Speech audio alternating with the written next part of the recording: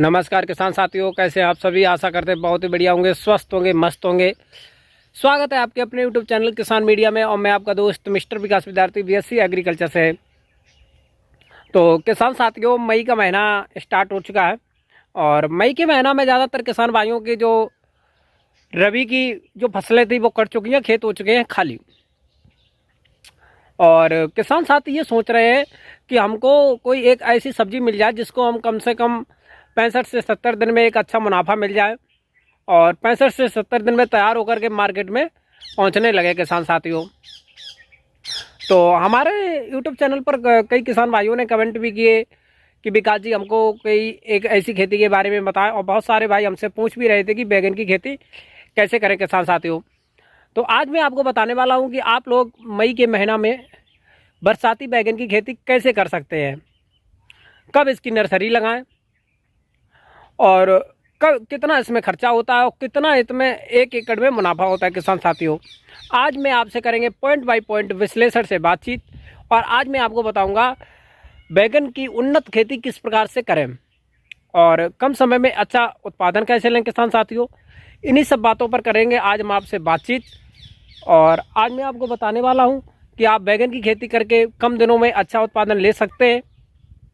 और मैं आपका दोस्त मिस्टर विकास विद्यार्थी हमेशा किसानों भाइयों के पास में एक नई टेक्निक भरी वीडियो हमेशा देता रहता हूं किसान साथियों। और हमारा वीडियो बनाने का उद्देश्य ही है कि किसान भाइयों के पास में नई से नई खेती से जुड़ी हुई टेक्निक पहुंचती रहे किसान साथियों। तो बने रहे वीडियो को अंत तक जरूर देखें। और जो किसान भाई नए हैं, जिन्होंने अभी तक हमारे यूट्यूब चैनल को सब्सक्राइब नहीं किया, सब्सक्राइब करके बेल आइकन जरूर दबा लें, क्योंकि मैं इसी प्रकार की वीडियो डेली लाता रहता हूँ। तो ज़्यादा देर न करते हुए चलिए करते हैं वीडियो को स्टार्ट। तो नमस्कार साथियों, बैगन की खेती के लिए सबसे पहले आपको एक उच्च जल निकास वाली भूमि का चयन करना होगा, जिसमें कि जो जल भराव की जो समस्या होती है किसान साथियों वो बिल्कुल भी नहीं होती हो। और जल भराव वाली जो भूमि होती है उसमें हम किसी भी प्रकार से बैगन की खेती नहीं कर सकते हैं, नर्सरी नहीं डाल सकते हैं। और फिर उसके बाद में बात करते हैं नर्सरी की। अब नर्सरी की आप कैसे लगाएं, कहाँ लगाएं, क्या। तो किसान साथियों, नर्सरी डालने से पहले आपको जिस खेत में आप लोग बैगन की खेती करना चाहते हैं उस खेत को अच्छी तरीक़ा से तैयार करना चाहिए। लगभग में 2 जुताइयाँ हैं वो गहरे मिट्टी पलट वाले हल से करवाना अति अनिवार्य होता है किसान साथियों। फिर उसके बाद में आप लोगों को 1 एकड़ के खेत में लगभग में 5 से लेकर के 8 कुंटल वर्मी कंपोजिट की खाद और 8 से 10 टन सड़ी हुई गोबर की खाद और नाइट्रोजन, फास्फोरस, पोटास अपने हिसाब से आप डाल लेंगे। यदि आपका खेत उपजाऊ है तो आप थोड़ा कम भी डाल लेंगे तब भी चलेगा। यदि उपजाऊ अच्छे से नहीं है, बालू मिट्टी है, तो आप उसमें आपको नाइट्रोजन, फास्फोरस, पोटास जो है वो आपको एक अच्छे डोज में आपको देने पड़ेगी किसान साथियों। फिर उसके बाद में आप लोग नर्सरी तैयार करेंगे और नर्सरी के साथ साथ एक हाइब्रिड वैरायटियों का चयन करना भी अति अनिवार्य होता है किसान साथियों। तो नर्सरी आप किस प्रकार से तैयार करेंगे, तो चलिए मैं अब आपको वीडियो में बताते हैं। और जिन किसान भाइयों ने अभी तक हमारे यूट्यूब चैनल को सब्सक्राइब करके बेल आइकन की प्रेस नहीं किया है तो सब्सक्राइब करके बेल आइकन जरूर दबा लें किसान साथियों, क्योंकि मैं इसी प्रकार के किसानों के लिए वीडियो हमेशा लाता रहता हूँ। तो नर्सरी में डालने से पहले सबसे पहले किसान साथियों, आप लोगों को नर्सरी वाला जो खेत होगा वो अच्छे से तैयार होना चाहिए और जो खेत का सबसे ऊंचा भाग होना चाहिए जिसमें जल भराव की जो समस्याएं होती हों वो बिल्कुल भी नहीं होती हों किसान साथियों। और फिर उसके बाद में आप लोग 1 एकड़ के खेत के लिए लगभग में 100 से लेकर के 120 ग्राम बीज पर्याप्त रहते हैं किसान साथियों। फिर उसके बाद में आप एक हाइब्रिड वैरायटियों का चयन करना अति अनिवार्य होता है किसान साथियों, जैसे कि पूसा हाइब्रिड 6 हो गया, पूसा हाइब्रिड 9 हो गया, अर्का नवनीत हो गया, पूसा पर्पल लॉन्ग हो गया, पूसा पर्पल राउंड हो गया। तो ये सब वैरायटियाँ आप लोग बुवाई कर सकते हैं किसान साथियों। फिर उसके बाद में आप लोग देख सकते हैं लगभग में बुवाई के 7 से 8 दिन बाद आपका अंकुरण हो जाएगा अच्छे से।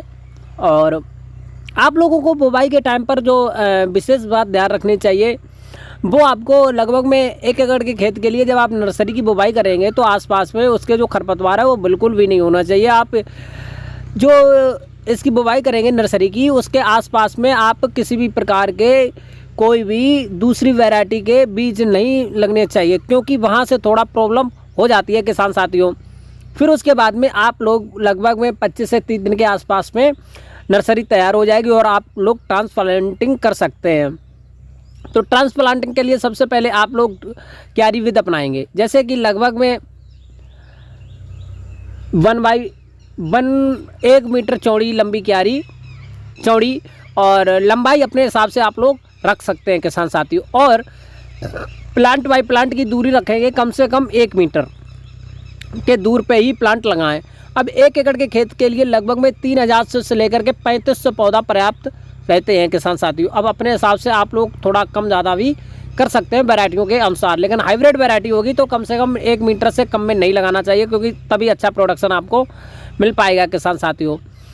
फिर उसके बाद में आप लोग देख सकते हैं, और आपको फिर उसके बाद में किसान साथियों निराई गुड़ाई करना अति अनिवार्य होता है, क्योंकि बिना निराई गुड़ाई के आप लोग अच्छे से इसकी खेती का प्रोडक्शन बिल्कुल भी नहीं ले सकते हैं, क्योंकि जब तक खरपतवार होंगे खेत में तब तक आप एक उच्च प्रोडक्शन लेने में असमर्थ होंगे। तो इसी के लिए आपको 2 से 3 निराई गुड़ाई करना अति अनिवार्य होता है किसान साथियों। जैसे ही हमारे खेत में किसी प्रकार के आपको खरपतवार दिखाई दें, वैसे से ही आप लोग खुरपी से निकाल दें, और लगभग में 1-200 अनिवार्य होता है। यदि आपको अधिक खरपतवार दिखाई दे तो आप रसायन का भी प्रयोग कर सकते हैं किसान साथियों। फिर उसके बाद में हम करते हैं पानी की बात। अब यदि हम पानी की बात करें तो किसान साथियों जून और जुलाई में भयंकर गर्मी पड़ती है, तो वहाँ पर लगभग में 5 और 6 दिन के अंतराल पर लगभग में 1.5 और 2 इंच समान खेत में पानी भरना चाहिए। 5 और 6 दिन के अंतराल पर खेत में पानी देते रहना चाहिए। अब फ्लावरिंग स्टेज पर हमको विशेष रूप से खेत में निराई गुड़ाई नहीं करनी है, निगरानी रखनी है, किसी प्रकार से कोई आवारा पशु हमारे खेत में ना घुस जाए, जहाँ तक कि कोई भी प्रकार के हमारे खेत में नुकसान ना हो। यदि किसी भी फसल की फ्लावरिंग स्टेज जो होती है किसान साथियों मिस हो गई तो वहाँ से हमको एक अच्छा प्रोडक्शन देखने को नहीं मिल पाता है। फिर उसके बाद में किसान साथियों लगभग में जो हमारी फसल है 70 से 80 और 65 दिन के आसपास में हाइब्रिड और देसी वैरायटियों के अनुसार थोड़ा कम ज़्यादा रहता है, पहली तोड़ाई आपको करने को मिल जाएगी। अब 1 एकड़ में यदि हम इसके प्रोडक्शन की बात करें तो लगभग में 150 से लेकर के 180 कुंटल आपको प्रोडक्शन देखने को मिलेगा। अब यदि हम इसके मार्केट की भाव की बात करें तो प्रेजेंट टाइम पर 30 से 40 रुपये प्रति किलोग्राम के हिसाब से आपको भाव देखने को मिल रहा होगा। और जब बारिश में जब आपकी फसल तैयार होगी तो हमको आशा ही नहीं बल्कि विश्वास है कि आपको एक अच्छा भाव देखने को फिर मिलेगा, क्योंकि सब्जियों की कमी है, आपको एक अच्छा भाव देखने को ज़रूर मिल सकता है किसान साथियों। और फिर आप 1 एकड़ के खेत से लगभग में 2 से 3 जो तोड़ाइयाँ होती हैं वो जल्दी जल्दी आराम से कर सकते हैं। और वैसे तो हम जो कटिंग वाली भी बैगन की खेती करते हैं, लेकिन हमारे यहाँ पर ज़्यादातर जो किसान साथी हैं वो कटिंग वाली नहीं करते हैं, डायरेक्ट प्लांट से रोपण करते हैं और फिर दोबारा से उखाड़ करके नई वैरायटी का सीड सिलेक्शन करते हैं। फिर उसके बाद में आप लोग जो वैरायटियाँ इसमें होती हैं, कुछ लंबे वाले बैगन होते हैं, कुछ गोल वाले होते हैं।